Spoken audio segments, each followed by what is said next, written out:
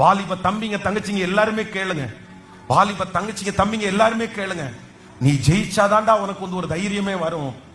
நீ ஜெயிச்சாதாண்டா. தாவீதை குறித்து வேதம் சொல்லுது, அத்தனை பேரும் கோலியாத்துக்கு முன்பாக நிற்கிறதுக்கு பயப்படும் போது தாவீது மட்டும் கோலியாத்துக்கு முன்ன நின்னதுக்கு காரணம் என்ன தெரியுமா? சிங்கத்தை ஜெயிச்சேன், கரடியை ஜெயிச்சேன், இந்த பெலிஸ்தீன் ஏமாத்துறோம். ஏற்கனவே ஒரு ஜெயத்தை பார்த்த ஒருத்தனுக்கு இன்னொரு வெற்றியை நோக்கி போற ஒரு பிரச்சனை வந்து நிற்கும் போது அந்த பிரச்சனையை பார்த்து அவனுக்கு பயம் இல்லை, அந்த பிரச்சனையை எப்படி மேற்கொள்ளலாம்ன்ற ஐடியாவும் கிருபையை மட்டும்தான் கேட்பான். அதனால நான் உங்களை ஃபர்ஸ்ட் நம்பர் 1 இந்த வருஷம் கர்த்தர் வாக்கு கொடுக்கிறார்.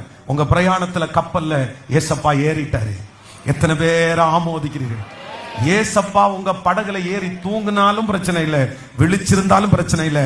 அவர் இருந்தாலே அந்த கப்பல் கண்டிப்பா கெனசரேத்துக்கு போய் சேரத்தான் செய்யும். கெனசரேத்துக்கு கண்டிப்பா அது போய் தான் செய்யும். நம்பர் 1. முதலாவதாக 276 பேரோட இருக்கிற இந்த கப்பலுக்கு ஃபர்ஸ்ட் வர்ற போராட்டம் என்னன்னா எதிர்காற்று.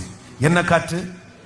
சத்தமா சொல்லுங்க, சத்தமா சொல்லுங்க, இப்ப சொல்லுங்க. எதிர்காற்றை குறிச்சு பயமே இல்லை.